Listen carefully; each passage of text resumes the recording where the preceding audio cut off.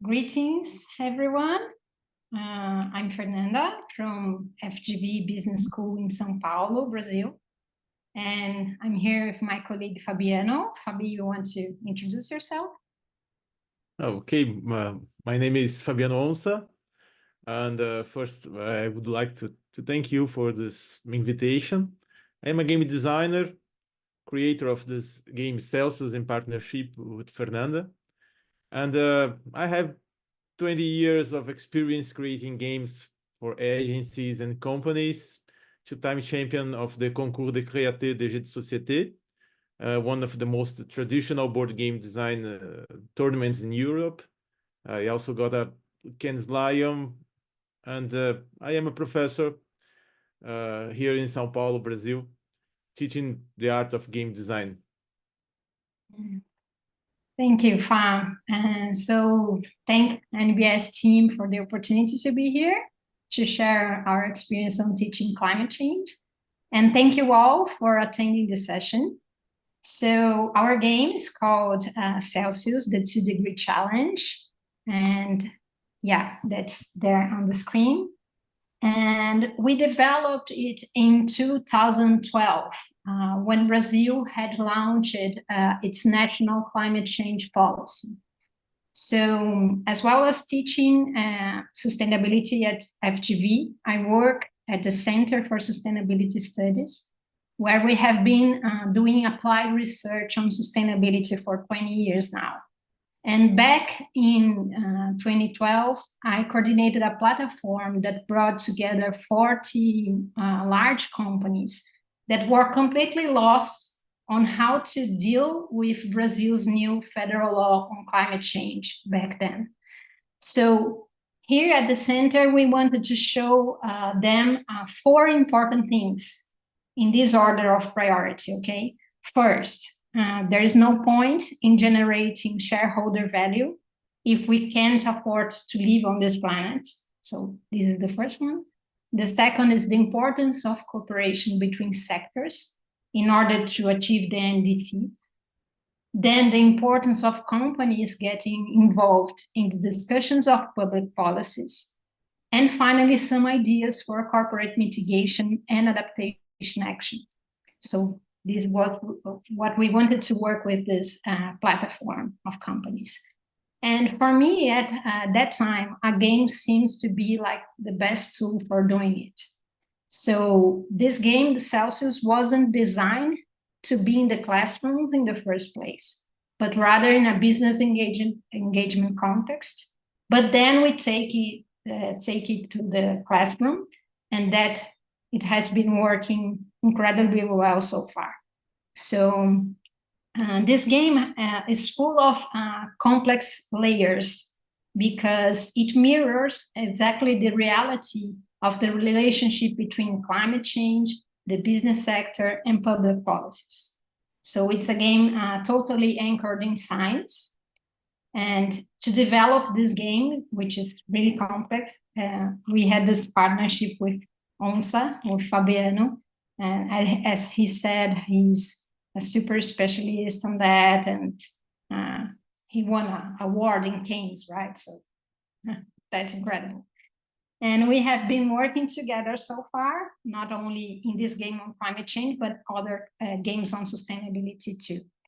So this game, Celsius, was first designed as a board game because we find it much more fun, particularly. But last year, Fabiano created it in an online version, and it's working really well so far. But it takes a little bit longer to play when in this online version. But what you really need to know about this game, and then I will tell you more in our discussion room, is that this game was designed for us to lose. So I will keep this mystery in the air. We can talk more later, but it was designed for us to lose.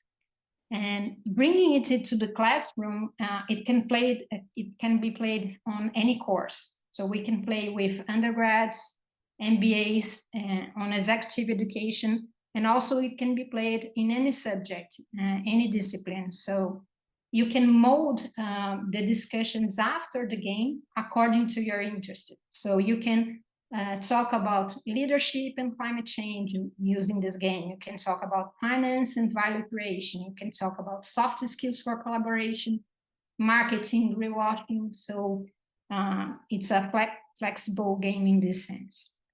The only thing about the game is that in both versions, the board game and the online game, it requires one facilitator per table.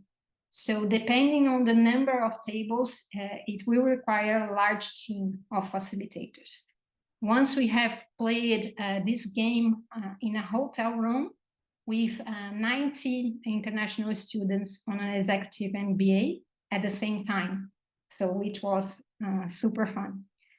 So far, our game has been probably played by more than 2,000 people. I don't keep the track, but we haven't stopped playing it since 2012. So in the discussion room, Fabiano will show you a little bit of the online version that unfortunately we won't have time to play it, but we are here for us to talk more about it, okay? Thank you. Thank you so much, Fernanda.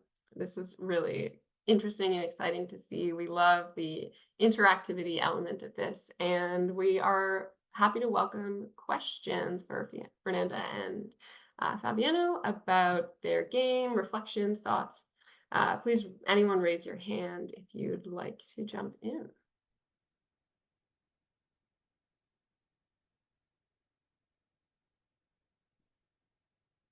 Yeah, Angie.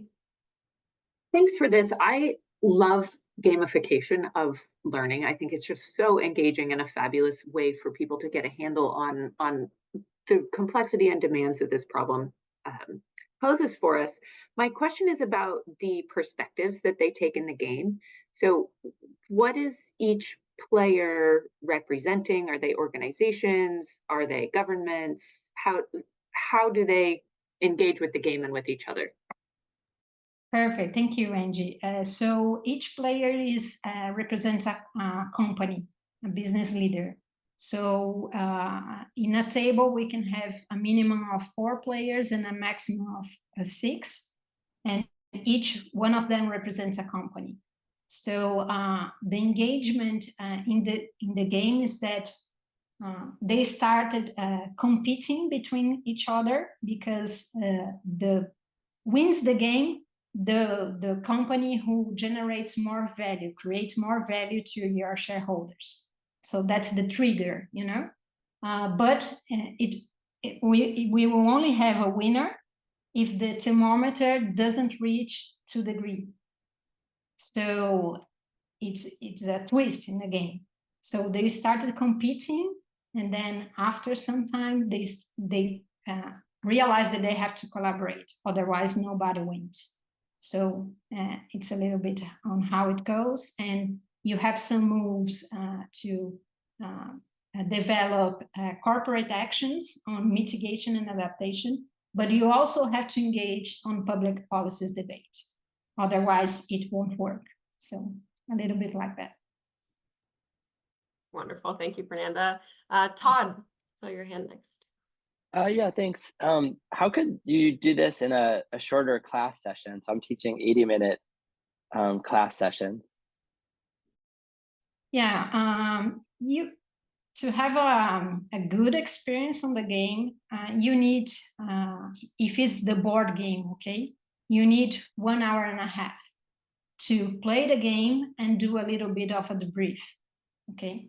But if you have more time, like more classes, you can develop a narrative. So we did it already, like first we play the game without saying anything about climate change, and then you debrief, and then you have another class on climate change science or climate change corporate action. So you can do the short version, but it requires 1.5 hours for have a good experience. But you can also do it in more sessions as a narrative that you build together with your students. So but less than 1 hour and a half, I don't know if it's worth it, you know.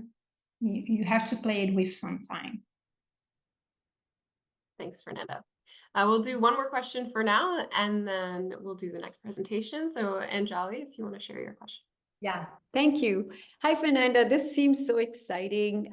I use something called En-ROADS that MIT Sloan and Climate Interactive has developed, and students love it. I think they like it more than everything else that I do in the class. So I would love to know more about the 2-degree challenge. I couldn't find anything on the web. So I don't know if you've published AD source review or done a research, or you are ready to give a hands-on session, anything, so that we did.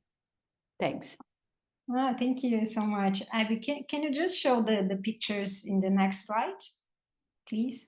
So yeah, we have a paper published in 2018 about the experience of playing this game with MBA's students. The online version is not available like in the web, because as it is a pedagogical tool, we own it, so we have to do a partnership with the people interested in playing it. So we have some videos on the experience that I will share with you later. Abby will send the materials, extra materials for everybody about the 3 presentations, so we can share a little bit more. But in these pictures, you can see the board version and the online version. These ones are, we are playing in Germany in November of last year. And it was a great experience because the course was about transculturality. So although the game is designed regarding the Brazilian context, it's a very general game, so you can play in other countries with no problem. You can also adapt the game. Fabiano is doing that for a business school in Germany right now, adapting the game for their context. But you can play it as it is, and it's cool also because you have a clinch of how Brazilian government is treating climate change and specific public policy. So it's also a great game. So yeah, there is the paper. This one I'll be sharing with you. I think that the advantage of using a game is that we can play in all sectors, even oil, and that's because when you bring this component of fun, we can have these hard conversations using this tool. So it's a great opportunity to do that. But yeah, that's a little bit of the online version of our game. So if you can see there, each color, like the blue, the green one is a player, the black one, the yellow one, the red one. So that's the board of each player. And then we have the board where the game is played. So what we have there is the thermometer at the top of the game. So we keep counting the emissions during the game. And then we change the thermometer in each round. And in the middle of the table, you can see the value creation bar, the red one. So we designed the game to as it is. So we tell the players, you are companies, you have to create value to your shareholders. So the company that moves highest in this red bar, that it's a value creation, wins the game. But we will only be able to win the game if we don't reach the 2 degrees in the thermometer. So each player has his or her turn to play, and then you pick up some resources, that is money to play the cards, and then you have 3 types of cards. The blue card is mitigation and adaptation actions that you can do in your company. And then you can pick one blue one, so as to see. So that in these cards, you have ideas of actions for mitigation and adaptation in your company. And then the red cards are cards for creating value to your company. So most of them are not necessarily connected to climate change. Some are, but most of them are not. And then the green card are cards on public policies, so that companies can propose some public policies on the green economy direction, okay? So it's more or less how it looks like. Thank you, Fernanda. You have one question actually on this from Emily. Hello, good. It's still morning here in Trinidad. I'm in Trinidad and Tobago in the islands. And I think Fernanda is laughing. I think you know what I'm going to ask you. You're saying 2 degrees and we say 1.5 to stay alive in the small island developing states. Can this game be adjusted? This excellent game, mind you, because I love that it really pushes you're thinking of value, you're thinking of the shareholders, yet it's not going to work if everything burns up. So I really, really love it. Can it be adjusted to 1.5 as opposed to 2 degrees? Yeah. Thank you. Yeah, thank you, Emily. Yeah, I know this is a super urgent matter there. And when we were designing the game, we were talking about the 1.5 degree that is in Paris Agreement, but discussing with our scientists, we don't think we will be able to reach it. So it's a little pessimistic scenario. So yeah, to answer you, yes, we can adapt to 1.5, and then we have to redo the maps between behind the game. There is some maps that do the accounting for it to work. So yes, we can do that. But one of the things that we say in the debriefing of this game is exactly that, like 1.5, as IPCC is telling us, it's really, really, really hard for us to get it, like almost impossible. The last report on IPCC is that it's nearly impossible. So 2 degrees, it's almost impossible too. We are talking about now 2.4, if I'm not misunderstanding. So, but yes, we can change it. But we are dialoguing with the cruel reality right now.